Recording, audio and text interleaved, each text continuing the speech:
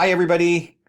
Today we're going to do another Ask the IT Expert. We're going to ask, how do I know that I need a managed IT service, or do I need a managed IT service? Let's try and answer that question.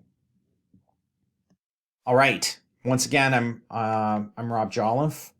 I'm a expert in IT services and manufacturing, supply chain, ERP, and I own Sabre Limited. So today, what I want to do is I want to sort of talk about this question, and I'd like you all to just keep in mind that Sabre is 100% dedicated to manufacturing IT services, whether that's ERP services or IT services amongst manufacturing companies. That's our background and our expertise. If you like this video and you have some feedback for me, or if you'd like to ask me some questions, there'll be a link down below of my booking calendar so that you can reserve some time in my calendar. You can put in a description of your questions. Please, be as detailed as you feel you need to so that I can prepare. And then when we have a call, I can actually answer your questions. But let's jump into today's subject.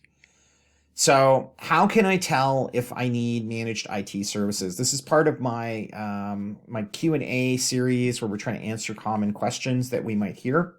And so let me go through some bullet points of what I think are reasons why. So we'll start with the first one, which is your company is growing. So we run into small manufacturing companies. They start off, they have a few people who work there, maybe the boss and two or three people in the office, and 5 or 10 people in the factory or in the plant part of it. And then they start growing and they add more and more staff. And so if you're a growing business, that could be a really strong indicator that you're outgrowing maybe sort of a basement, somebody works out of their basement, or one-man show, IT person, or you're trying to take care of it yourself. You might have your own staff and they take care of the IT services, but they're getting busy because you're getting busy as a business. And when you're really small, they really weren't as busy as they are today, but now they really can't keep up with it. One of the things you'll notice is you'll start to notice that there's kind of like a mishmash of different brands of desktops and laptops and models and different things like that, which, by the way, makes it much harder to maintain and to prevent or ensure that the systems are correctly set up and configured, because everything is different. It's very manual.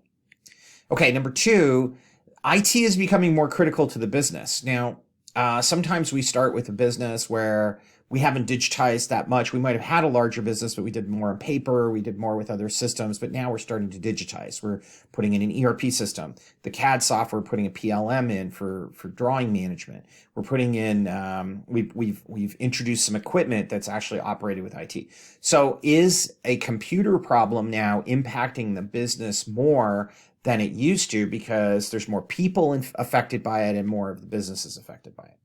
Do most new staff that you're hiring, they need IT to do their job? It might even be old staff have now started to have to use IT to do their job, where it used to be that you might be able to get by if the computers went down for a few hours or a day even, you'd be fine. It wouldn't be a big deal.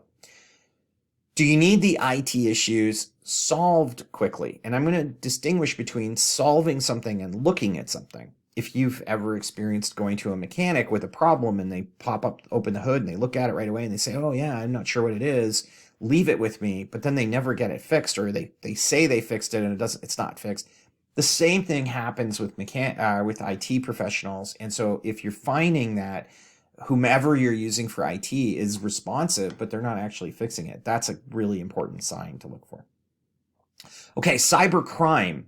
For business owners and executives today, like even you may be worried about cybercrime, because even your production equipment may be networked into the system. And this is not the way it used to be. So 5, 10 years ago, we rarely saw production equipment that was directly networked into the system. But today it's much, much more common. And so cybercrime hits you, it could take out your production equipment. So if you were down for a week, if you got hit by something that took your business down for a week, would that actually today be a catastrophic problem? It would actually prevent you from shipping goods to your customers. And if the answer is yes, that's probably a good reason why you need to look at the managed IT services. And another question is, of the people who are supposed to be doing cybersecurity, the one-man show or the internal staff member who's doing it, or even another managed service company that claims that they do it, but you're just not confident. You're not seeing the evidence, or when you ask questions, you're not getting good feedback. These are all signs. Okay, another is regarding the efficiency of your team. Are users blaming the computers when they're not getting stuff done? So you're asking people to get things done. They're working on them, but they're not getting finished. And they say, oh, well, boss, the computer isn't working. My computer is slow. I haven't been able to do it because the computer's a problem. Another question is, if it is a problem, and this kind of gets back to that previous thing, if the computer is a problem, and you can definitely identify, oh yeah, this is a problem, this person can't work properly because of the computer, is that being fixed in real enough time, or is it taking a long time to get it fixed? And are you not getting advice about these things? So you talk to whomever is taking care of the IT, you ask them, what should we do? And they kind of hem and haw, and they don't want to really come out and give you a straight answer. So that's another sort of indication that you've reached that point where you need to outsource your IT. So the last question that you would ask yourself probably is, before you start, going and looking into this, you're going to think, like, do I need to hire a full-time person? Have I actually reached the size of a business today that I need a full-time person? And then you look at it and you go, but that really just seems too much. And if you go and you look into a good generalist IT person, and not even a great generalist IT person, just sort of like a person who can do a little bit of everything, your minimum today, almost anywhere in the country, is going to be $75,000, because they can all work remote. And there are people willing to pay them this or more all over the place who if they're willing to work remotely. So you're looking at a really expensive resource, and you can't find these people and hire them part-time. Then what you're getting one of the one-man show IT companies, which is probably to some extent the problem. So let's kind of like summarize this. If you're self-assessing and you want to know, do I need managed IT services? What are the things I should be looking for? Well, is the business growing? Are the computers much more important to the business today than they used to be? Are you worried about cybercrime? Are you not sure whether or not all that cybercrime prevention that people talk about are actually being done?